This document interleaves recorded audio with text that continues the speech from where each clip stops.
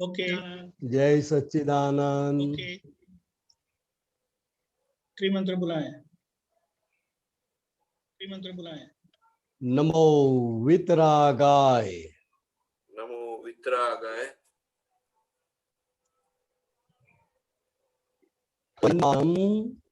नमो अर्यंताणम, नमो अर्यंताणम, नमो सिद्धाणम, नमो सिद्धानम, नमो सिद्धानम, no आयरियाणम, नमो आयरियानम,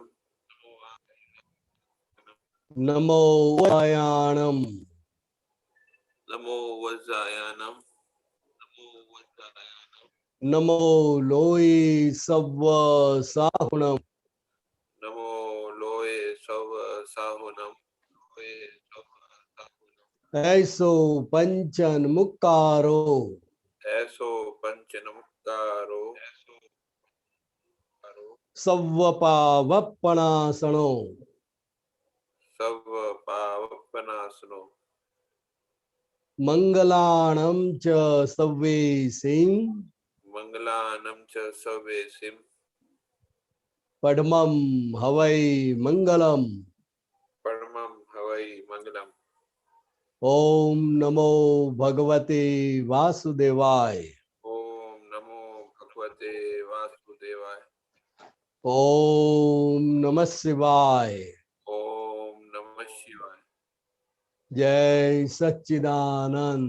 जय सच्चिदानंद। जय सच्चिदानंद।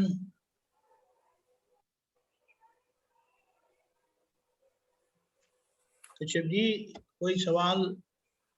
हाँ जी, वो विकल्पों न वहता वारी CD 90, न वहता वारी CD 90। इको हो रही, एक इको क्यों हो रहा है वॉइस? इको हो रही, एक इको क्यों हो रहा है वॉइस? अब बोलिए, इको हो रहा है, इको। अब बोलिए। हाँ अब बिहारी आनंद जी से आता है।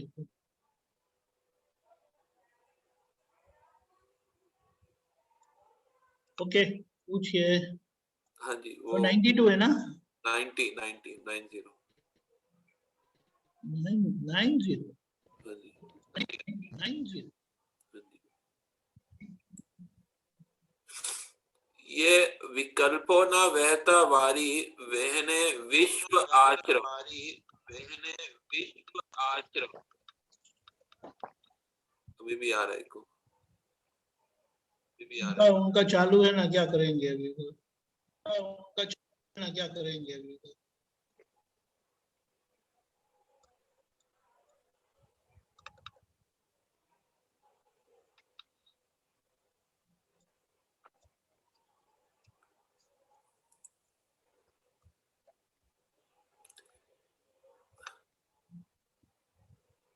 ये जो वर्ड है ना विश्व आश्रव है, ये जो वर्ड है ना विश्व आश्रव है।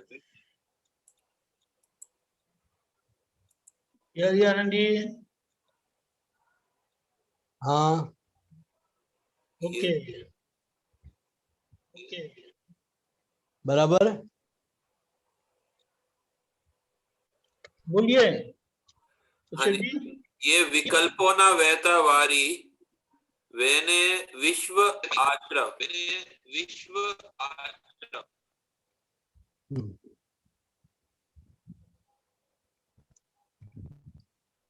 बिहारी आनंद जी, आपका मतलब यहाँ किसी का पता नहीं कोई कहाँ से इको हो रही है, किसी का पता नहीं कोई कहाँ से इको हो रही है। डबल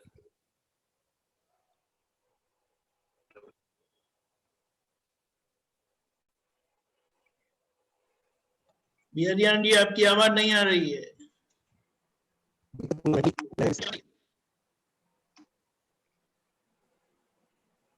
जय सच्चिदानंद आती है। हाँ जी, हाँ बोलिए। हाँ बोलिए। नहीं आती है बिहारी आनंद जी।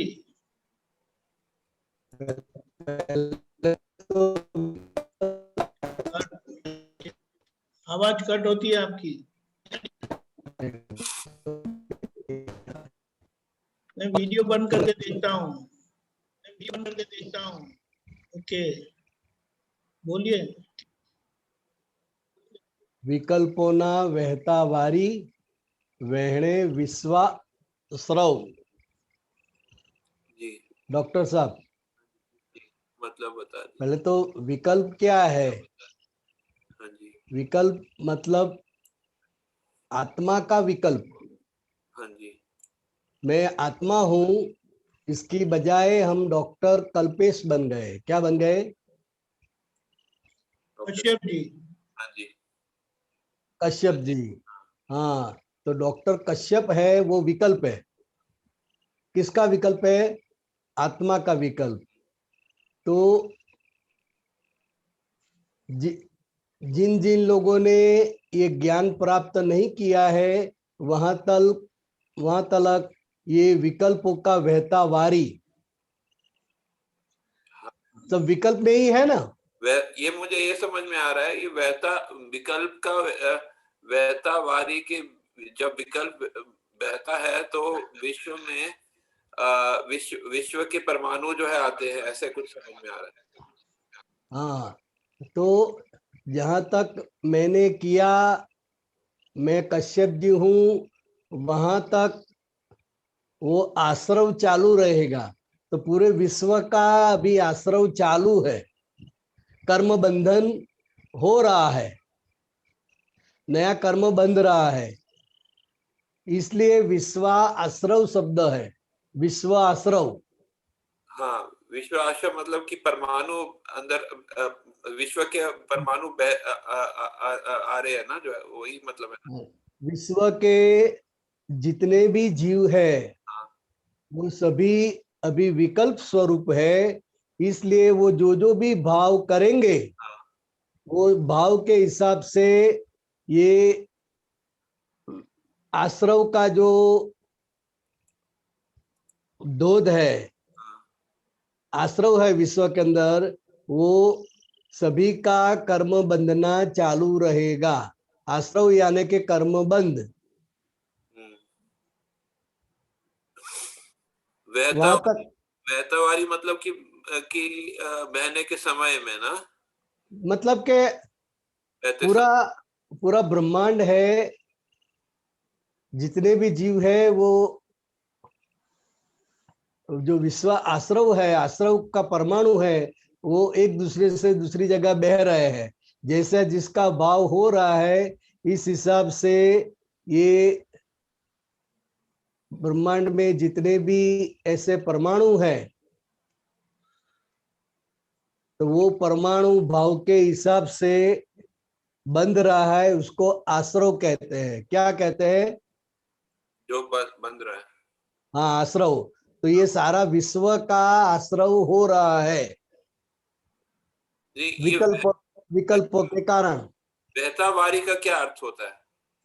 वो तो बहता मतलब के चालू ही रहता है, जैसे पानी का बहन चालू रहता है ना, हाँ, पानी का फ्लो चालू रहता है। इस हिसाब से संकल्प की वजह से ये कर्म का बंधन, आश्रव, वो भी चालू पूरे रहता विश्व का आश्रव चालू ही रहता है विकल्प के कारण। है।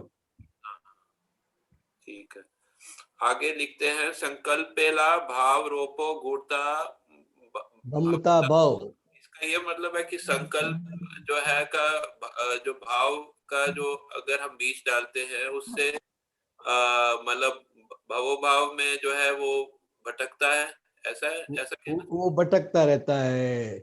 संकल्प माँ भाव रूपेला। संकल्प मतलब क्या है? मेरा, हाँ, मारू।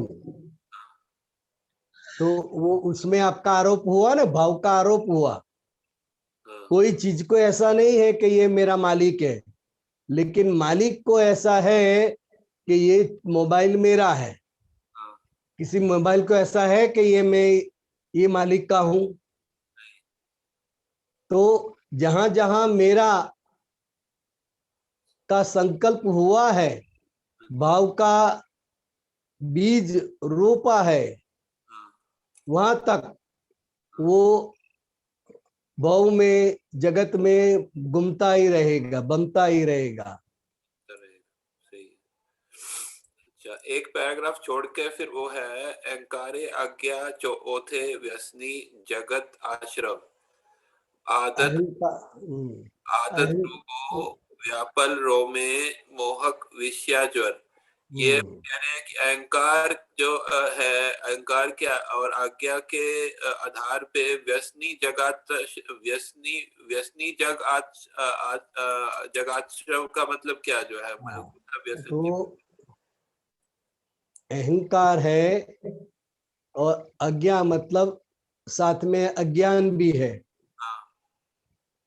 तो वो अज्ञान के कारण अहंकार के साथ रहकर ये जगत का आश्रव है, जगताश्रव, ये सारा जगत का आश्रव वो अहंकार के आधार से चालू ही रहता है। तो उसको व्यसनी क्यों बोला है? मतलब के एक व्यसन जैसा हो गया, मैं करता हूं, मैं हूं, हकीकत में है नहीं। इसलिए कबीरदास ने ये दिया है व्यसनी, और सबको पता भी नहीं है कि ये व्यसन है। व्यसन तो बोलते हैं ना जिसको आदत पड़ जाए जो है, मतलब वो तो ये आदत ही पड़ गई है ना, मैं हूं, मैं करता हूं, वो अनादि से आदत पड़ी हुई है। अच्छा, इसकी वजह से ये जगत का जो आश्रव है वो चालू रहता है। अच्छा। हम्म। फिर आगे बोलते आदत रोगो व्यापल रोमे मोहक विषय ज्वर। ये थोड़ा समझ में नहीं आया, थोड़ा ये बताएं। हाँ, जरा नीचे कर जे दीपक आनंद जी। हाँ हाँ, आदत रोगो व्यापेल रोमे मोहक विषया ज्वर। तो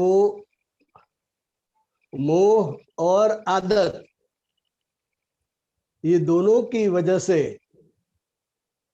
शरीर के अंदर विषय का ज्वर, विषय का ताप बोलते हैं, ताप। विषय का ताप क्या मतलब होता है? ज्वर, ज्वर यानी कि एकदम जोर से चढ़ा हुआ ताप।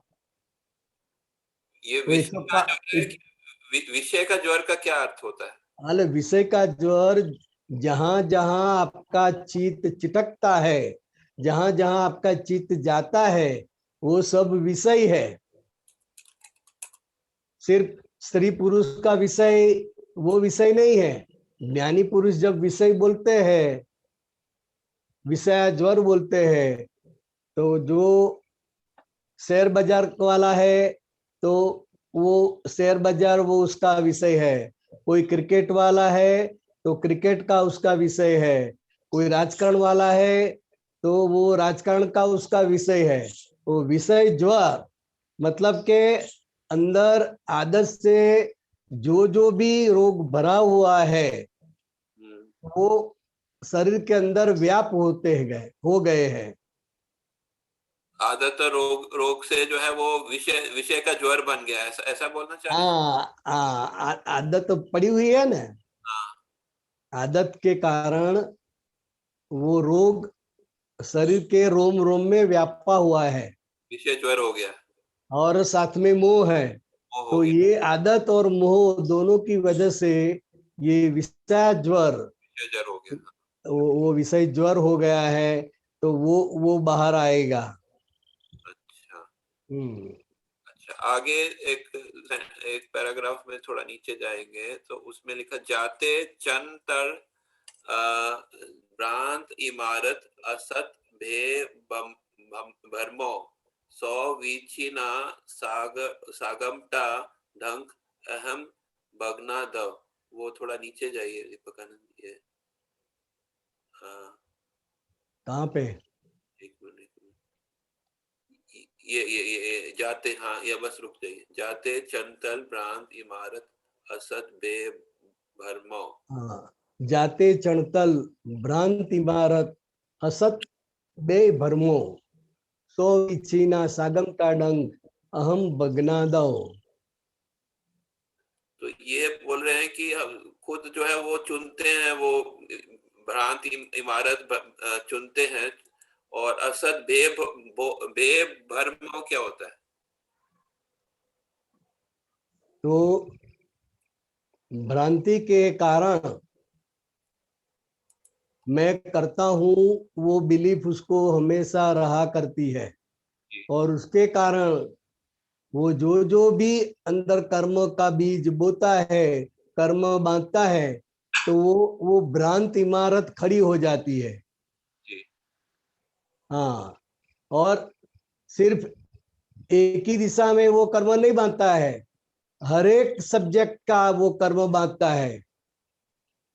उसको घूमना भी पसंद है, सत्संग भी पसंद है, राजकारण भी पसंद है, क्रिकेट भी पसंद है, सब कुछ पसंद है, और जो उसको अच्छा लगता है। तो ये पूरा जो इमारत है वो बेभरमा हो गया है। बेभरमा क्या होता है? मतलब के कोई एक स्वाद नहीं, सिर्फ मिठाई है तो मिठाई का स्वाद ऐसा है, लेकिन मिठाई के साथ उसने पकोड़े मिक्स किए हैं, दही मिक्स किया है, वो मिक्स किया है, सब मिक्स करके वो खा रहा है। मतलब तो मिक्सचर की बात? कोई भी स्वाद नहीं आएगा, बेभरमा। अच्छा, उसको खट्टा नहीं लगेगा, मीठा नहीं लगेगा, कुछ अलग ही लगेगा, तो उसको बेभरमा बोलते हैं। मिक्सचर होता है वो, मतलब वो मिक्सचर, एक प्रकार की खिचड़ी बोल सकते हैं उसको। हाँ बोल सकते हैं, खिचड़ी, वो मसाला खिचड़ी होती है ना, सब डालते हैं। सब डाल देते हैं, अच्छा। हाँ, तो वो तो फिर भी अच्छी लगती है, हाँ, लेकिन ये तो बेभरमा स्वाद, खट्टा मीठा तीखा सब मिक्स करके खा रहा है, तो नहीं खट्टा लगेगा, नहीं मीठा लगेगा, नहीं कटु लगेगा, बेभरमा स्वाद आएगा। अच्छा। तो भ्रांति के कारण उन्होंने जो भी भाव किया है, इसकी वजह से ये असत इमारत मतलब के वो सच्ची नहीं है, हाँ, आपके भाव के आधार पर है। आधार पे। हाँ, तो ये पूरा स्ट्रक्चर जो आपका मन वचन काया का स्ट्रक्चर खड़ा हो गया, वो भ्रांत इमारत है। क्या है? भ्रांत इमारत है। हाँ, और असत बेभरमो। अगली लाइन और बोलते हाँ, विचिना सागमटा डंक अहम भगना धव, मतलब 100 बिच्छू के और उनके परिवार का डंक ऐसे कुछ बता रहे हैं। हाँ, तो 100 बिच्छी डंक लगाते हैं। ऐसा महसूस कब होता है कि जब कोई हमारा अहंकार को भग्न करता है, हमारा अहंकार भग्न करता है, तब उस आदमी को एक साथ में 100 बिच्छू काटे हो, ऐसा उसका अनुभव होता है। 100 बिच्छू का सागमटा परिवार होता है ना, 100 बिच्छू का परिवार एक साथ डंक काटे, ऐसा लगता है जब हम हाँ, जैसे कि 100 बिच्छी ने काट दिया एक साथ, तो वो बिच्छी का जो डंक है, इससे भी ज्यादा असर व्यक्ति का अहंकार भग्न होता है, तब उसको इतना दुख होता है। ठीक है, बराबर। आपने एक तो 2 वर्ड्स और मेरे को समझ नहीं आया, थोड़ा नीचे करिए दीपक आनंद जी। हाँ, इसमें इसमें एक है, नीचे थोड़ा और करिए। हाँ, यहाँ पर भौगोलिक इतिहास लिखा हुआ है, वो क्या होता है भौगोलिक इतिहास? और वस्तुत वास्तव, ये नीचे स्क्रीन में आ रहा है। हाँ, पहले तो भौगोलिक इतिहास मतलब ये जो भूगोल, जगत की भूगोल हम देख रहे हैं, हाँ, वो उसका इतिहास, ये इतनी लंबी है, ये इतनी चौड़ी है, ये यहाँ से ऐसी है, ये वैसी है, वहाँ विषुववृत्त है, वहाँ कर्कवृत्त है, तो ये सब भौगोलिक इतिहास है। क्या है? फिर से बताइए, क्या बोला भौगोलिक इतिहास? भौगोलिक इतिहास यानी कि जो विश्व हमको दिख रहा है, हाँ, वो उसका जो वर्णन है हाँ, कि भाई ऊपर साउथ पोल है, नॉर्थ पोल है, हाँ, और बीच में ये कर्कवृत्त है, विषुववृत्त है, वो सब वर्णन होता है उसको भौगोलिक इतिहास बोलते हैं। अच्छा इसके पश्चिम में ये है, उसके पूर्व में ये है, ऐसा जो भी वर्णन है वो भौगोलिक इतिहास बोलते हैं। क्या बोलते हैं? भौगोलिक इतिहास।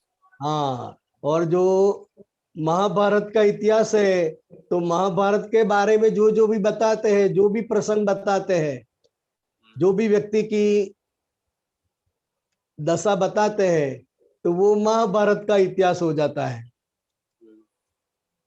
तो ये समझ नहीं आया क्या कहना चाह रहे भौगोलिक इतिहास का। निमित्ताधीन हर्षिल शौकिल हाँ, निमित्ताधीन हर्षिल शोकिन दुर्बुद्धि विपर्यास मन शोधे छे थरण समाधान भौगोलिक इतिहास।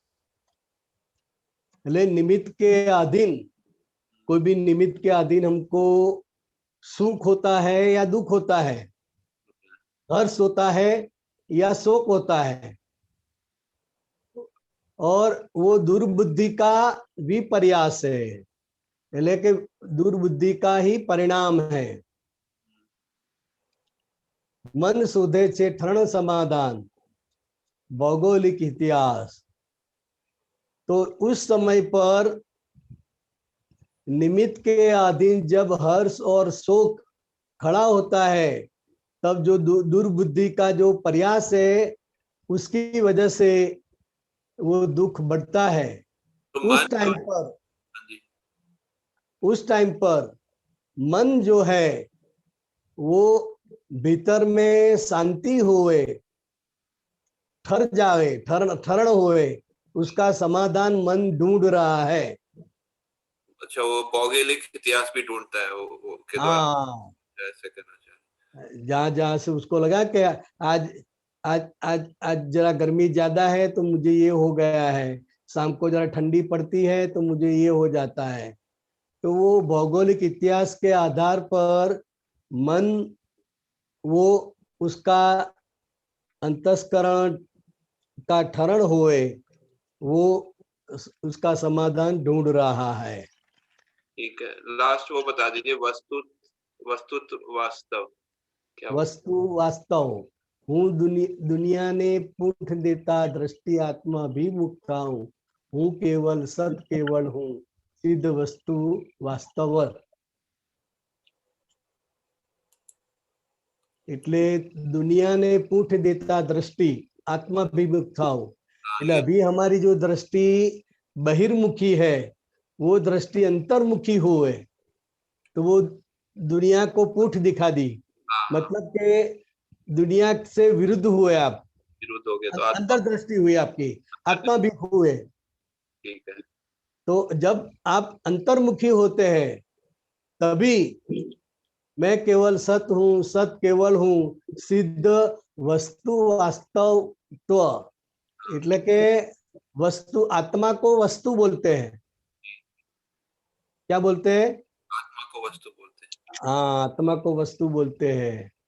और सिद्ध वस्तु वास्तव यानी के सिद्ध दशा में सिद्ध के जो गुण होते हैं, केवल सत केवल सत केवल हूँ, वो आत्मा का वास्तविक स्वरूप है। वास्तविक। अच्छा। हाँ, वस्तु वास्तव मतलब कि आत्मा का वास्तविक स्वरूप। वास्तविक स्वरूप। जी जी, समझ में आया। धन्यवाद जी। जय सच्चिदानंद। जय सच्चिदानंद। ओके, गीता बहन।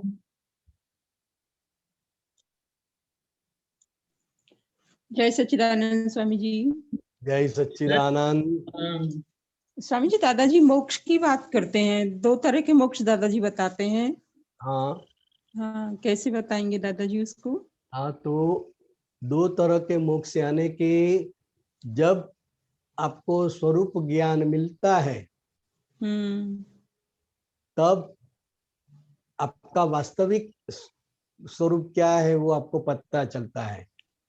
हाँ। और आज्ञा दृष्टि से व्यवस्थित शक्ति करता है वो ज्ञान मिलता है, तब आपको पता चलता है कि मैं कुछ हकीकत में करने वाली नहीं हूँ, मैं तो एक निमित्त हूँ। हाँ। मतलब मैं आत्मा हूं और मैं अकर्ता हूं, वो हमको भान होता है, ज्ञान देते हैं तब। तो हाँ। अज्ञान से मुक्ति हुई पहली। ज्ञान मिलता है मतलब क्या कि हमको अज्ञान से मुक्ति हुई। तो अज्ञान क्या है? मैं गीता बहन हूं और मैं करती हूं, वही सबसे बड़ा ज्ञान है। वो अज्ञान से मुक्ति, वो देह होते हुए भी ये पहला मोक्ष है। हाँ। ज्ञान से मुक्त हुए वो। क्योंकि जब तक आपको अज्ञान है कि सामने वाला कर रहा है, ये लोग कर रहे हैं, ये लोग मुझे हैरान कर रहे हैं, वहां तक संसार का परिभ्रमण चालू रहता है और मन में समाधान नहीं रहता है। हाँ। तो अज्ञान से मुक्ति होने के कारण आपको जगत निर्दोष दिखाई देता है और मन में समाधान भी रहता है। हाँ। हाँ, तो ये पहला मोक्ष है देह हाँ। के साथ। और दूसरा जो मोक्ष है वो अंतिम परिणाम है। आप आज्ञा दृष्टि का, ज्ञान का जितना उपयोग करते रहते हो, उसके परिणाम स्वरूप आत्मा जो है वो केवल ज्ञान स्वरूप हो जाती है। क्या हो जाती है? ज्ञान स्वरूप आत्मा। केवल ज्ञान स्वरूप। और ये कर्म के बंधन से मुक्त हो जाती है। सभी प्रकार के कर्म से बंधन से मुक्त हो जाती है। तभी वो आत्मा सिद्ध क्षेत्र में चला जाता है। तो वो जो मोक्ष है वो अंतिम मोक्ष है, दूसरा मोक्ष। दूसरा मोक्ष। हाँ, इस हिसाब से दादाजी ने ये दो मोक्ष बताए। ज्ञान की प्राप्ति हुई मतलब अज्ञान से मुक्ति हुई, तमाम प्रकार के अज्ञान से मुक्ति हुई। तो वो अज्ञान से मुक्ति वो पहला मोक्ष, और ज्ञान का अंतिम चरण क्योंकि तमाम प्रकार के कर्म से मुक्ति, वो दूसरा मोक्ष। हाँ। तो स्वामी जी, जो सिद्ध गति में जो आत्मा को सिद्ध गति मिल गई, वो उसको मोक्ष हो गया। हाँ। और जो अभी बंधन में जो है अभी, उन दोनों में वो दोनों अलग होते हैं कि एक होते हैं? वो दोनों अलग होते हैं। जैसे हम अज्ञान से मुक्त हुए, लेकिन पिछला भरा पड़ा हुआ जो अज्ञान है ना, वो हमको परेशान कर रहा है। तो भगवान की दृष्टि से आपका पहला मोक्ष हो गया, अज्ञान से मुक्ति हुई। लेकिन गीता बहन जो कर्म लेके आई है, इसकी वजह से सब गड़बड़ होती रहती है ना। हाँ, तो उसके कारण अभी हमको वो अनुभव नहीं है। लेकिन जो आत्मज्ञानी पुरुष है, वो देह होते हुए भी अज्ञान से मुक्त हो गए हैं, इसलिए वो देह होते हुए भी मोक्ष का अनुभव कर रहे हैं। जैसे अरिहंत भगवान है, स्वामी भगवान, उनको देह है लेकिन तमाम प्रकार के अज्ञान से मुक्त है। तो वो देह के साथ होते हुए भी वो मोक्ष का अनुभव कर रहे हैं। और सिद्ध क्षेत्र का मोक्ष, वो दोनों, अरिहंत का मोक्ष और सिद्ध क्षेत्र का मोक्ष, वो दोनों अनुभव एक जैसा ही होता है, सुख में कोई फर्क नहीं होता है। अच्छा, सिद्ध क्षेत्र के मोक्ष में और अरिहंत के मोक्ष में। अच्छा। हाँ, शरीर होते हुए भी। तो वो शरीर होते हुए भी जो मोक्ष है वो अरिहंत की उत्कृष्ट दशा है, और हम उस तरफ चल पड़े हैं। महात्मा लोग जो है वो चल पड़े हैं, अभी पुरुषार्थ मार्ग में है। वो पुरुषार्थ करते करते करते करते वो अरिहंत दशा तक पहुंच सकते हैं। हाँ। वो देह के साथ उसको अनुभव में आएगा। स्वामी जी, मैं ये कहना चाह रही थी कि जो सिद्ध क्षेत्र को जो चले जाते हैं ना, आत्मा जो सिद्ध क्षेत्र को प्राप्त हो गई है, अनंत ज्ञान में रहती है, सुख में रहती है, हाँ अनंत दर्शन में रहती है, अनंत आनंद में रहती है, शक्ति में रहती है, चैतन्य आत्मा में। और जो निगोद से एक आत्मा जाएगी तो एक निकल कर आएगी ना। हाँ तो आत्मा में फर्क रहता है क्या? क्योंकि वो निकल कर एक तो सिद्ध में चली गई और एक निगोद से निकल कर आ रही है, बराबर। तो एक तो एक बंधन में है और एक मुक्तता में है। बराबर। तो जो सिद्ध क्षेत्र में है उसकी जर्नी पूरी हो गई है, हाँ, और जो निगोद में से व्यवहार राशि में आई है उसकी जर्नी शुरू हुई है। शुरू हुई है। हाँ शुरू हुई है और वो जर्नी पूरी हो गई है। हाँ, बस इतना फर्क है। लेकिन स्वामी जी, आत्म तत्व तो एक ही है ना दोनों का, जो सिद्ध हाँ वाला भी और जो आत्म अभी तत्व बंधन में वही, है वो भी, दोनों तत्व एक ही दृष्टि है, से एक राना। तत्व तो एक ही है।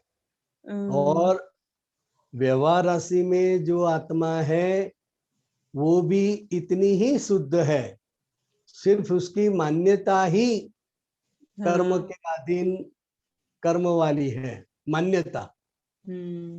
और सिद्ध में जो है वो सभी मान्यताओं से पर हो गए, मतलब के संपूर्ण शुद्ध दशा केवल आत्मा है। क्या है? केवल आत्मा। हाँ। और यहाँ पर जो है वो कर्म के आवरण सहित की आत्मा है। आत्मा तो भीतर में मुक्त ही है, लेकिन ऊपर जो आवरण है ना कर्म का, उसकी वजह से वो ज्ञान प्रकाश बाहर नहीं आता है, बाहर नहीं आता वो। और जैसे वहां पे संपूर्ण मुक्त हुई, इसलिए संपूर्ण ज्ञान स्वरूप होकर विचर रही है। तो स्वामी जी, वहाँ वो बंधन में है तब तक तो उसको आवरण है, तब तक उसका ज्ञान स्वरूप खुला होगा ही नहीं। अंदर से तो मुक्त ही है, अंदर से मुक्त है वो। हाँ। लेकिन जो जीव में है वो कर्म के आवरण सहित है, तो उसको वो ज्ञान स्वरूप खुला नहीं होता है। स्वामी जी, जो आप अकर्ता की बात कर रहे थे ना अभी, जो आपने बोला कि पहला मोक्ष है कि मैं अकर्ता हूँ और मैं ये गीता हूँ ही नहीं और मैं शुद्ध आत्मा हूँ। तो जब हमने देखा कि व्यवहार राशि में कोई जीव आ रहा है, तो ये पूरी दुनिया के ही जीव एक सहयात्री ही तो हुए, कोई आगे का कोई पीछे का। सभी एक रोड पर ही है। लेकिन किसी को ये दृष्टि मिली हुई है और कई लोग दृष्टि प्राप्त नहीं हुई है। सभी चलते थे एक ही रोड पर है, लेकिन वो आगे निकला हुआ है। वो मोक्ष के मार्ग पर है। क्या है? मोक्ष के मार्ग पर। हाँ, महात्मा लोग भी मोक्ष के मार्ग पर है। जिसको ये दृष्टि प्राप्त हुई है वो मोक्ष मार्ग पर है, लेकिन मोक्ष मार्ग पर अग्रसर है। और जिसको ये प्राप्त नहीं हुआ है वो लोग पीछे है, जहां से उसकी शुरुआत हुई वहां है। बात समझ में आई? हाँ, तो स्वामी जी, देह अध्यास के कारण, देह अध्यास के कारण हमारा यहाँ जीव भाव पक्का हुआ है। तो देह अध्यास के कारण ही हमको लगता है कि इसने ऐसा बोला, इसने ऐसा किया, इसने वो किया, इसने, जबकि वो मैकेनिकल मतलब बॉडी क्या है? सब व्यवस्थित के हाथ में है ना। हाँ, ये गीता बहन, मैं गीता बहन हूँ, वो देहाध्यास पक्का हो गया है। मैं शुद्धात्मा हूँ, आप जानते हो। लेकिन मैं गीता बहन हूँ, वो देहाध्यास पक्का हो गया है। इसलिए कोई आपका नाम देगा कि गीता बहन ने मेरा ये काम बिगाड़ दिया, गीता बहन ऐसा बोल रही थी, तो आपको जब वो फरियाद आती है आपके पास तो तुरंत ही असर होता है कि मैंने वहां का ऐसा कहाँ बोला है, मैंने उसका कहाँ बिगाड़ा है। तो तुरंत ही वो देहाध्यास के कारण वो गीता बन जाती है, तुरंत ही। और कोई मान देगा, सम्मान करेगा, तो भी वो खुशी से आ जाएगी। हाँ। तो देह है वहां तक ये भाग तो रहेगा, लेकिन हम जानने वाले हैं कि अभी गीता बहन को कैसे कैसे प्रसंग में कैसा कैसा भाव रहता है, अंदर समाधान रहता है कि असमाधान रहता है, वो आपको पता चलेगा।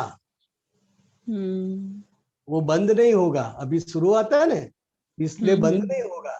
लेकिन वो गीता बहन के भीतर जो असर हो रही है, वो असर को जानना, वो हमारा पुरुषार्थ है।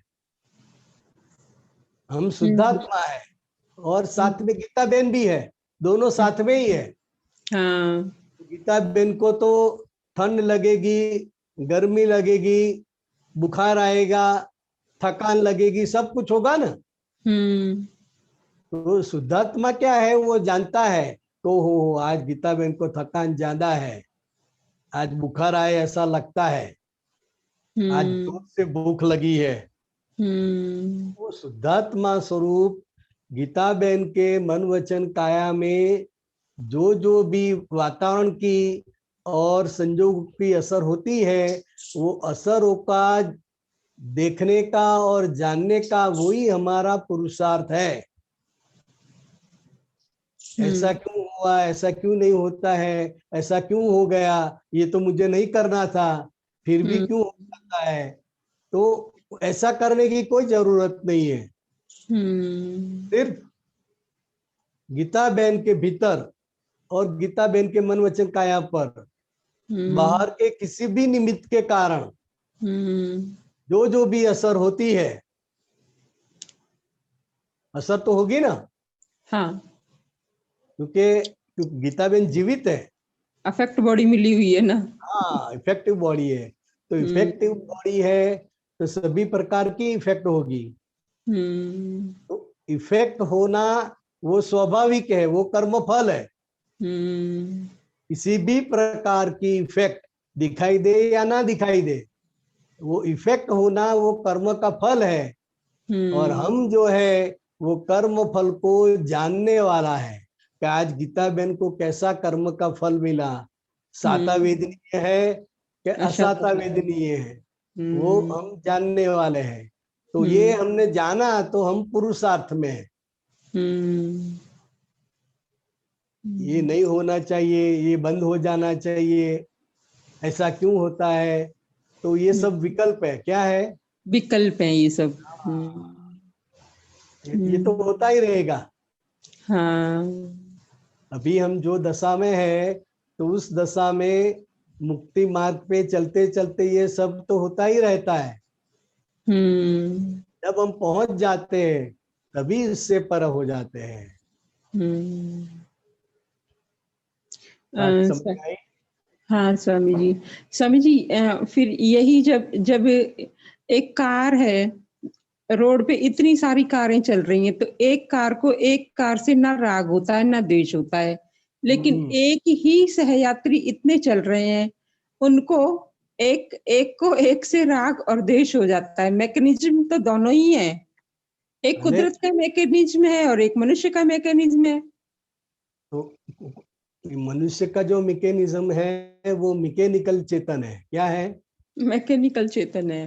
हाँ, मैकेनिकल चेतन मतलब के ये आपका जो पंखा घूम रहा है वो वायर से कनेक्टेड है, बिजली से, इसलिए वो घूमता है। हाँ। तो जो मैकेनिकल विजन होता है तो वो एक दूसरे के साथ कनेक्टेड होते हैं। तो जितने भी आदमी है साथ में चल रहे हैं, तो हर एक का अलग अलग व्यक्ति के साथ अलग अलग ऋणानुबंध होता है। इसलिए आपको किसी को देखकर राग हो रहा है, किसी को देखकर द्वेष हो रहा है, पहचानते नहीं है तो भी, हाँ तो भी ये होता रहता है। क्यों? रहता है। हाँ। क्योंकि वो कनेक्टेड है, कनेक्टेड है। कर्म से कनेक्टेड है। इतने कनेक्टेड नहीं है कि साथ में रहना पड़े। हाँ। सहयात्रा दरम्यान 2-3 घंटे भी अगर आप ट्रेन में है तो आजू बाजू में जो भी है उसके साथ ये आपको अनुभव में आएगा कि ये जो कपल है हमको पसंद आता है, सामने वाला जो बैठा है वो कितना है, गंदा है, ऐसा है, तो ये अपने आप उठता रहता है। तो यही तो देखने का और जानने का है। और ये संजोग के अधीन है। संजोग के अधीन है। हाँ, तो ये जो संजोग मिल गया, जितने भी व्यक्ति आपको मिले, तो वो कुदरत ने मिलाया है। तो कुदरत आपको मुक्त करना चाहती है। आपके भीतर में जो भी अज्ञान दशा में भाव पड़े हैं, तो ऐसे निमित्त मिलेंगे तभी तो बाहर आएंगे वो। ये तो बाहर कहाँ से आएंगे? कैसे आएंगे, संजोग नहीं होगा तो। हाँ, तो ये और कुदरत आपको मुक्त कर रही है। कर हर रही एक संजोग आपको मुक्त कर रहा है, है। पसंद वाला या नापसंद वाला, जो भी संजोग है, मुक्ति हो रही है। तो इसलिए हमको आनंद आनंद देने का है। हाँ हाँ, एक मैसेज डाला था, उसमें था कि जो परमाणु तुम्हें सामने वाले के आकर्षित कर रहे हैं वो राग से चार्ज किए थे, और जो तुम्हें मतलब विकर्षण पैदा कर रहे हैं वो द्वेष से चार्ज किए थे। ऐसे तो ये अज्ञान दशा में राग और द्वेष जो हो जाता है, जिसके परिणाम स्वरूप राग का अगर परमाणु है, तो वो व्यक्ति के प्रति आपको आकर्षण रहेगा। और द्वेष वाला है, तो वो आपको विकर्षण रहेगा। तो आकर्षण और विकर्षण जो है वो परिणाम है, परिणाम है दोनों। वो आपके हाथ में नहीं है अभी। लेकिन जो गलती हो गई है चार्जिंग टाइम पे, वहां पर आप प्रतिक्रमण करके मुक्त हो सकते हैं। बराबर। हाँ स्वामी जी, प्रतिक्रमण भी ये जो मैकेनिकल पार्ट है ना, यही प्रतिक्रमण करेगा, क्योंकि आत्मा तो ना करता था और ना उसका भरता है। नहीं, आत्मा की हाजिरी में जागृत दशा में करते हैं ना आप। हाँ, तो वो है आत्मा की हाजिरी में जागृति पूर्वक जो होता है प्रतिक्रमण क्या कहता है कि ये जो हो गया वो मैंने जानबूझकर नहीं किया है, मैं ऐसा करना नहीं चाहता हूँ और फिर कभी ऐसा नहीं करूंगा। वही तो हम करते हैं प्रतिक्रमण में, और क्षमा मांग लेते हैं। स्वामी जी, संसार का जो ये सिद्ध क्षेत्र तक से और निगोज से निकलने की जो यात्रा का एक जो मैकेनिज्म, जो व्यवस्थित शक्ति का दादाजी ने जो दिया है, उसमें ये लगता है कि निकले हुए ही यात्री सारे पहुंचने वाले हैं, लेकिन वहां अज्ञान दशा में अहंकार के कारण जो भी भाव चार्ज हो गए, आकर्षण या विकर्षण के, उनके कारण बंधन में आ गई है। बराबर। तो जिसको ये ज्ञान मिला, दृष्टि मिली, वो मुक्ति के मार्ग पे चढ़ गए। बाकी जिसको ये दृष्टि नहीं मिली है, वो अहंकार और अज्ञानता के कारण एक कुदरत उसको एक कर्म में से मुक्त करती है, लेकिन वो कर्म में उसको जो निमित्त दिखाई देता है, उसको वो गुनहगार मानता है। इसने किया, इसकी वजह से हुआ, तो कुदरत उसको मुक्त करती है।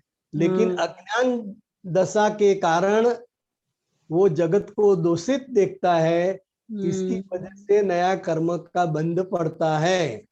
तो ये प्रोसेस तो चालू ही रहती है। जहां तक मैं कौन हूँ नहीं जानता है, वहां तक जन्म होता है, मरण होता है। जननपि मरणम मरणम बोलते हैं ना, जननमि मरणम पुनरपि मरणम। बस वो चालू ही रहता है। स्वामी जी, दादाजी ने जो बोला ना कि मतलब दादाजी का मिलना, संसार में आना भी बट नेचुरल, इट्स हैपनिंग है, और दादाजी का मिलना भी इट्स हैपनिंग ही हुआ। तो फिर तो ये हैपनिंग तो अब हम बोल सकते हैं, लेकिन उसके कनेक्टेड में हमने भाव किया है कि हमको मुक्त होना है, हमको ऐसा कोई ज्ञानी मिले जिसकी वजह से हमारा स्वरूप की प्राप्ति हुए, तो वो भाव पहले हो गया है। इसकी वजह से ये ज्ञानी पुरुष का संयोग मिलता है। तो ये संयोग मिलता है वो बट नेचुरल है। जो अभी क्रिया हो रही है वो बट नेचुरल है। क्यों बट नेचुरल? तो पहले का जो भाव है ज्ञानी पुरुष का भी है, आपका भी है। तो वो भाव पूरा करने के लिए व्यवस्थित शक्ति उन दोनों को मिला देती है। कहाँ राजस्थान, कहाँ गुजरात, हाँ किसने ठीक बात। मिलाया? हाँ, किसने मिलाया? हाँ तो वो कर्म के अधीन ही मिलते हैं ना। हाँ। पर स्वामी जी ये तो बात है कि पूरे पूरे वर्ल्ड में इतना, मतलब इतना, मैं दादाजी की आज एक बुक भी पढ़ रही थी अभी, आत्मबोध वाली, तो उसमें दादाजी यही बोलते हैं कि विज्ञान स्वरूप जो घटनाक्रम दादाजी ने ब्रह्मांड की उत्पत्ति का, पिंडे सो ब्रह्मांडे का जो कंसेप्ट दिया है, उसमें कि ब्रह्मांड से जो उत्पत्ति हुई है उसमें मतलब कि मैं क्या कहना चाह रही हूँ, तो कहने वाली बात ही भूल गई इतना लंबे करने में। कोई बात नहीं, लेकिन मैं समझाता हूँ। पिंडेसु ब्रह्मांडे, ब्रह्मांडेसु पिंडे। ये जो गीता बेन का देह है, कि वो किसी का भी देह है, वो एक पिंड है। पिंड है, क्या है? हाँ, पिंड। पिंड। तो ये पिंड के अंदर 6 प्रकार के तत्व भी है। हाँ, यही कहना चाह रही थी। ये 6 तत्व, ये गीता बेन का जो देह है, किसी का भी देह है, तो इसमें ये 6 तत्व है। और बाहर जो ब्रह्मांड है उसमें भी यही है, 6 तत्व है। हाँ। तो पूरे ब्रह्मांड में जो 6 तत्व है, तो कितना सारा फैला हुआ है। हाँ। ये गीता बेन जो है सिखाया है, तो वो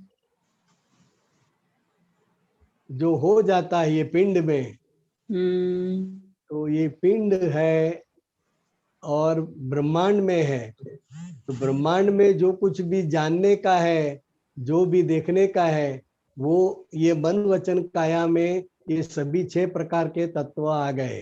हाँ। इसके अंदर जो कुछ भी है वही बाहर है। पिंडे सो ब्रह्मांडे, ब्रह्मांडे सो पिंडे। पिंडे, ये स्वामी जी शास्त्रों में तो बहुत पढ़ा था, लेकिन इसका खुलासा हुआ ही नहीं था कि क्या मतलब क्या था। जो 6 तत्व से ही ब्रह्मांड की रचना हुई, फिर 6 तत्व से ही इस पिंड की रचना हुई। तो फिर वो ब्रह्मांड का बनना वैज्ञानिक प्रक्रिया थी, तो यहाँ गीता का बनना भी वैज्ञानिक ही प्रक्रिया है। नहीं है वैज्ञानिक, लेकिन अज्ञान दशा में मैं और मेरा काम करता है ना। हाँ, अज्ञान दशा में तो कर रहे। यही तो कुदरत का कमाल है। इसके कारण ये पिंड खड़ा हो गया है। पिंड खड़ा हो गया। अज्ञान दशा में जो भी आपने भाव किया है, इसकी वजह से ये गीता बहन खड़ी हो गई। तो वो भी वैज्ञानिक ही है, लेकिन अज्ञान दशा के भाव का परिणाम है। हाँ। और जो मोक्ष है वो ज्ञान दशा का मोक्ष का परिणाम है। हाँ। तो अज्ञान दशा में बंधन में आए और विज्ञान का उपयोग करके ज्ञान दशा में जब आए तो छूट जाए। हाँ बस अभी हमारा छूटने का प्रोसेस शुरू हो गया। हाँ स्वामी जी, दादाजी की और आप सबकी कृपा है ना, आप सबकी इतनी मेहनत है। जैसे जैसे जितना आप विज्ञान समझते जाती हो, आज्ञा दृष्टि जितनी समझ में आती है, वो उतना मुक्ति का स्वाद चखने को मिलता है। हाँ। शास्त्रों में पढ़ते थे स्वामी जी की सीता माता वैदेही है, राजा जनक विदेह है, तो नहीं समझ आता था विदेह कैसे हैं, वैदेही कैसे हैं। अब हमें तो दादाजी ने हमें भी तो विदेही बना दिया। बराबर, बिल्कुल। विदेह देह होते हुए भी देह का भाव नहीं। हाँ। वो विदेही। हाँ, जनक तो राजा थे, कितने बड़े राजा, कितनी सभी रानियां। हाँ। तो ये सब होते हुए भी जनक विदेही बोले जाते हैं। क्यों? क्योंकि वो हाँ। देह के साथ होते हुए राजा का रोल निभाते हुए भी वो एक आत्मा है, वो भाव निरंतर उसको रहता है, तो इसीलिए उसको विदेही बोलते हैं। हाँ समझी। बोलिए और कुछ। और कोई है क्या अभी क्यों में? है। हाँ ठीक है स्वामी जी, जय सच्चिदानंद स्वामी जी। जय सच्चिदानंद। जय सच्चिदानंद।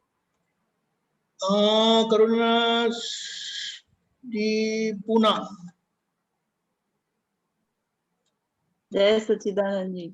जय सच्चिदानंद। हाँ, ये दिव्य देशना भाग 1 का सूत्र 380।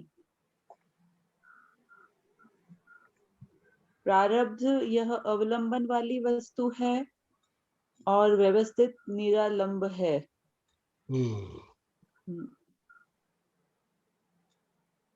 तो अभी ये करुणा है और करुणा पुनः रहती है, वो उसका प्रारब्ध है। क्या है? प्रारब्ध है। हाँ प्रारब्ध है। वो सेंटेंस क्या है आपका? प्रारब्ध यह अवलंबन वाली वस्तु है। हाँ अवलंबन, प्रारब्ध वो अवलंबन वाली है। क्यों? तो कभी आपको पुणे क्यों जाना पड़ा?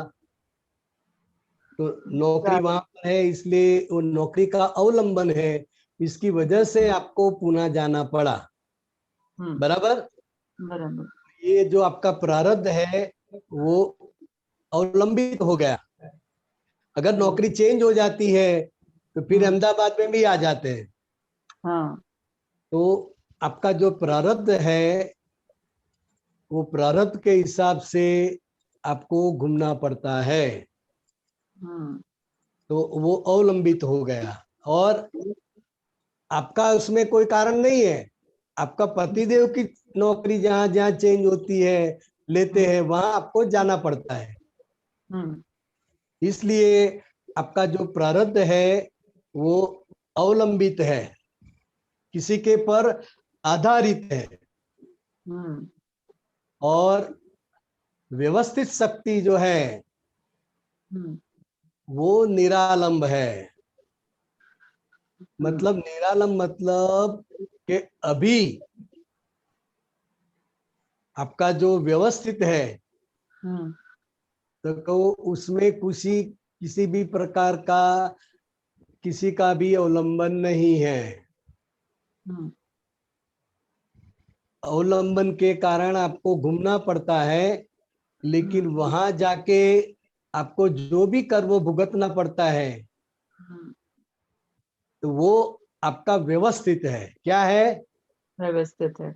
आपको ऐसा लगे मैं पुणे में आई इसके वजह से ऐसा हो गया, पुणे में नहीं रहना चाहिए, पुणे में आए तभी ऐसा हुआ ना, तो ये ऐसा नहीं है।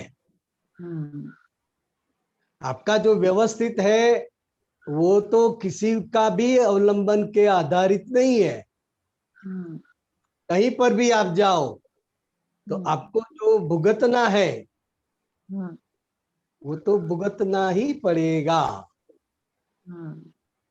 फिर इसके कारण हुआ, ये शहर में आ गए इसलिए ऐसा हुआ, ऐसा अवलंबन वाला नहीं है व्यवस्थित। बात समझ में आई? बिल्कुल, बहुत अच्छे। हाँ बस। प्रारब्ध जो है वो फल है। क्या है? फल है। फल है। तो फल तो बीज बोए बिना आता नहीं है ना, इसलिए वो अवलंबित वाली वस्तु है।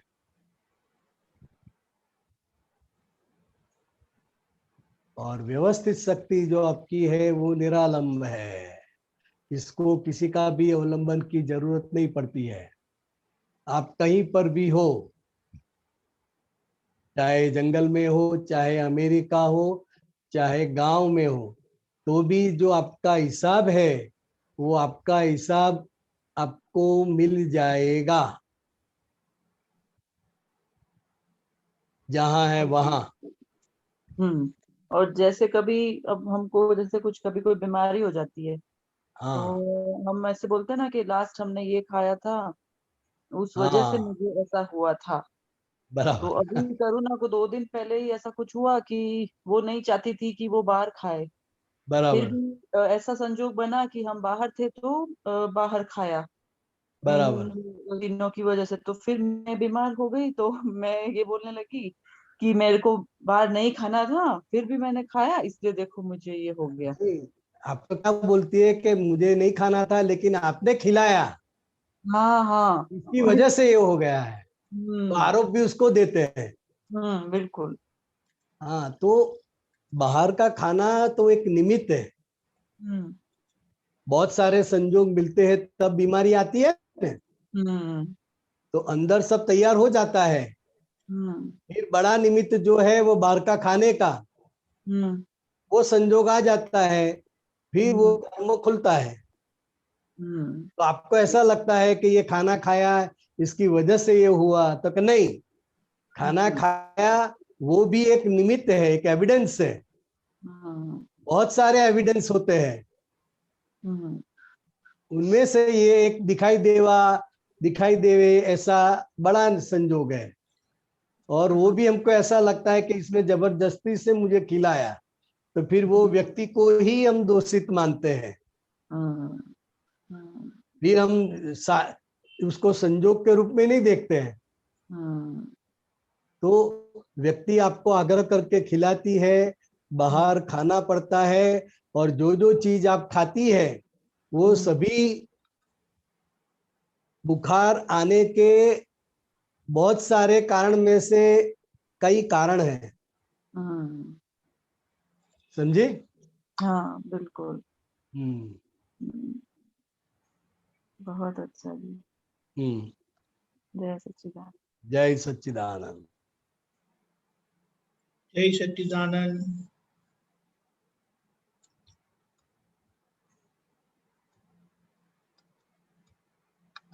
हरियानंद जी, हाँ एक मिनट। हम जस्ट ये डिक्शनरी का मीनिंग देखते हैं। हाँ प्रारब्ध का तो देखिए, पढ़ाई देता है, पढ़ सकते हैं। हाँ।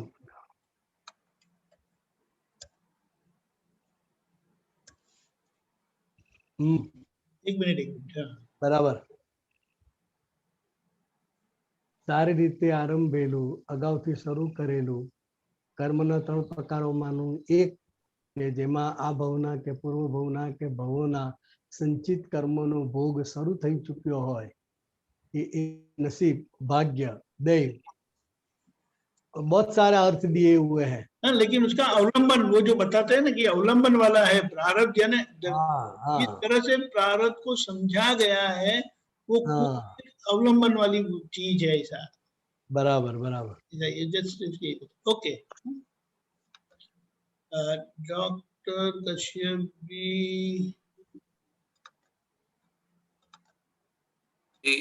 धन्यवाद। ये जो आपने बताया ना प्रारब्ध अवलंबन है, वो फल है, वो समझ में आता है, लेकिन व्यवस्थित जो है वो जो है उसमें हम व्यवस्थित जो है वो एक स्पेशल चीज है। वो ना तो अभी जब होने के बाद उसको फल बोलते हैं, होने के पहले वो फल नहीं होता है। तो इसलिए उसमें जो है इनपुट डलता है, इसलिए उसको निरालम बोला गया। ऐसे निरालम मतलब क्या है कि इसमें अभी आपका किसी भी प्रकार का रोल नहीं है। निरालम मतलब कि अभी आपको मान लो कि आप बाहर निकले हैं और चोर लोग आपको पकड़ के लूट लेते हैं, तो अभी का कोई भी कारण इसमें नहीं है। आपने बोला ना किसी पे निर्भर नहीं है, निरालम मतलब किसी पे निर्भर नहीं है। नहीं, आपका जो व्यवस्थित है, आपका व्यवस्थित मतलब क्या है कि आपका कर्म का फल व्यवस्थित शक्ति देती है। हाँ। तो अभी ये चोर की वजह से ऐसा हुआ, हम 5 मिनट पहले निकल जाते तो ये नहीं होता, अगर वाइफ ने हमको टोका नहीं होता, रोका नहीं होता तो हम निकल जाते। तो ऐसे जब आप एविडेंस देखते हैं ना, तो ये सारे अवलंबन उसमें नहीं है। व्यवस्थित मतलब के जो आपको भुगतना है वो होके ही रहेगा, चाहे आप जल्दी जल्दी करो, चाहे आप जाओ या ना जाओ, लेकिन व्यवस्थित शक्ति आपको ले जाएगी। मैं बाजार में गया, वहां पर मेरा जो है पॉकेट मतलब वो खो गया, ठीक है। हाँ अब उसमें उस स्थिति में बताइए प्रारब्ध, हाँ व्यवस्थित और निरालंब और अलंब। हाँ, तो के प्रारब्ध के अधीन आप बाहर निकले हाँ और ये संजोग सब मिल गए, हाँ तो ये जो प्रारब्ध है वो उसके अधीन है, हाँ ये संजोग के अधीन है। लेकिन आपका दुख का जो भोगवटा है हाँ वो आपको आने वाला ही है। इसकी वजह से आपके दुख के कारण ये सब निमित्त मिलते हैं। तो जो दुख भुगतना है इसलिए। तो जो मेरा मतलब पर्स खोया, वो उसमें वो प्रारब्ध कहा खा जाएगा। हाँ, प्रारब्ध की वजह से हो गया, हाँ लेकिन आपका जो दुख भुगतने का है, खो जाने के बाद आपको जो दुख भुगतने का है वो आपका व्यवस्थित है, या किसी संजोग में सुख भुगतना है वो आपका व्यवस्थित है। तो जो आपका जो व्यवस्थित है, अभी जो सुख भुगतना है, दुख भुगतना है, साता भुगतना है, असाता भुगतना है, उसमें किसी भी कारण की आवश्यकता नहीं है। अच्छा, मतलब वो कि वो प्रारब्ध जो है वो हमारे हाथ में नहीं है और व्यवस्थित जो है वो हमारे हाथ में है, ऐसा ऐसा। नहीं, हम हमारे हाथ में है ऐसा नहीं है। हाँ मतलब कि व्यवस्थित है, मतलब कि वो आपकी भुगतान अवश्य है, इसमें आप अभी कुछ कर नहीं सकते। इसमें प्रारब्ध में। ये व्यवस्थित की जो भुगतान आती है हाँ, उसमें आप कुछ कर नहीं सकते। तो प्रारब्ध में भी तो कुछ नहीं कर सकते ना। हाँ, जैसे प्रारब्ध में तो क्या है। मेरा पर्स खोया, ठीक है, हाँ उसमें मैं उसमें जो है जब खोने के बाद तो कुछ नहीं कर सकता ना उसमें। हाँ, लेकिन ज्ञान की दृष्टि से देखे तो पता चलता है ना कि ये पुराना कर्म का फल है, हाँ समझते तो है, तो वो फल स्वरूप आ जाता है। लेकिन सुख दुख की जो भुगतान है हाँ उस टाइम पर हाँ। वो आपका व्यवस्थित है। मुझे मुझे ऐसा समझ आता है, ये जो बोलते हैं ना, ये जो क्या भाव कर्म, द्रव्य कर्म, नो कर्म जो है, ठीक है, हाँ वो जो है जो नो कर्म है वो व्यवस्थित होता है, और जो द्रव्य कर्म है वो एक तरह का प्रारब्ध होता है, कि मतलब वो एक बीज पड़े हुए हैं लेकिन उसका भी अभी जो है वो फल नहीं आया है। तो वो व्यवस्थित जब होता है तो वो मतलब वो फल दिखता है, वो सब फाइनल होता है। वो मतलब ये सेमी स्टेज में प्रारब्ध जो है वो बीज हो चुका है, उसका कंट्रोल नहीं है, लेकिन पहले प्रारब्ध कर्म यानी कि आपका जितना भी कर्म है, मतलब कि मान लो कि वो बड़े व्यापारी होते हैं, वखार रखते हैं ना, ज्यादा स्टॉक रखने का, स्टॉक रखने के लिए गोदाम रखते हैं ना कश्यप जी, हाँ जी हाँ जी। गोदाम रखते हैं वो मालूम है व्यापारी।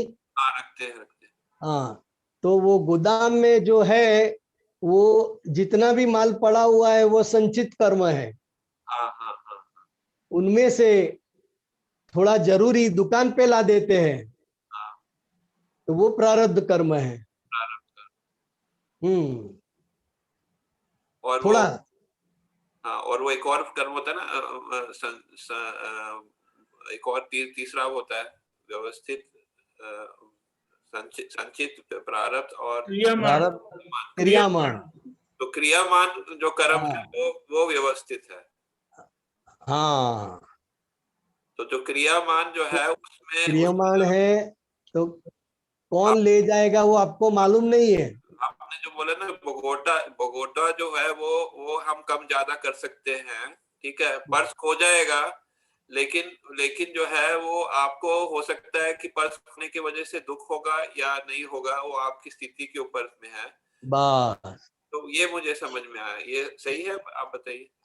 हाँ, तो वो जो व्यवस्थित है, व्यवस्थित जो आपको हिसाब देती है वही आपका दरअसल भोगवटा है। आपके कर्म के अधीन व्यवस्थित शक्ति वो सुख साता असाता वो परिणाम देती है। वो हम अंतिम वो जब तक कर्म हो नहीं जाए तब तक हम उसको थोड़ा, हम भोगोटो में थोड़ा उसका अंतर ला सकते हैं ना, हम अपनी स्थिति बदल सकते हैं, हम भावना कर सकते हैं, तो हाँ, वो निरालम कहा गया उसको। वहां पे निरालंब आत्मा है, वो निरालंब, शुद्धात्मा रूप में आप निरालंब है। वो हम और कश्यप जी जो है वो अवलंबित है। कश्यप जी अवलंबित, और शुद्धात्मा है वो निरालंब दशा है। ठीक है, समझ में आया। बराबर। धन्यवाद। जय सच्चिदानंद। हाँ, जय सच्चिदानंद। जय सच्चिदानंद। हमारा समय हो चुका है, आप त्रिमंत्र बुलाएं। डॉक्टर कश्यप जी आप फॉलो करिएगा।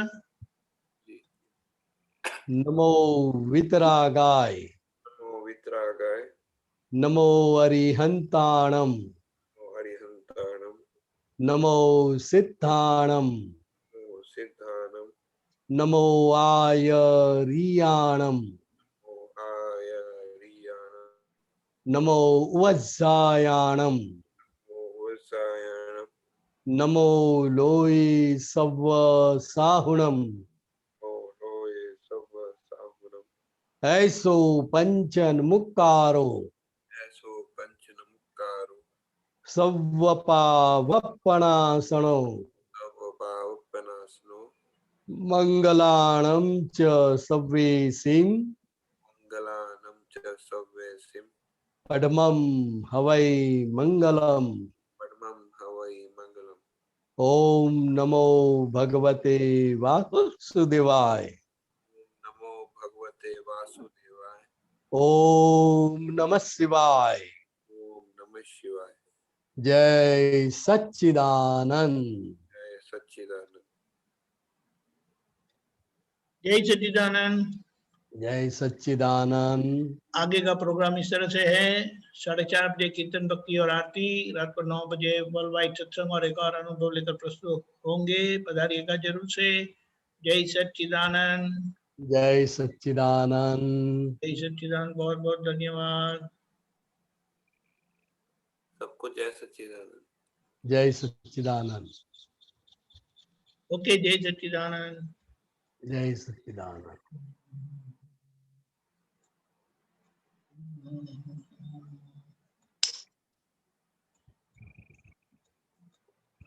जय सच्चिदानंद। जय सच्चिदानंद। जय सच्चिदानंद। दीपकानंद जी सर्वमात्मा जय सच्चिदानंद। जय सच्चिदानंद। जय सच्चिदानंद विहारानंद जी। जय सच्चिदानंद। इंद्र भाई जय हाँ, जय सच्चिदानंद। जय सच्चिदानंद।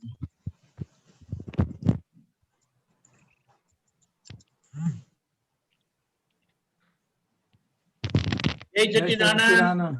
जय सच्चिदानंद। हाँ, दीपकानंद जी जय सच्चिदानंद। जय सच्चिदानंद भाई, गीता बहन जय सच्चिदानंद। परमात्मा जय सच्चिदानंद। जय सच्चिदानंद। बहन।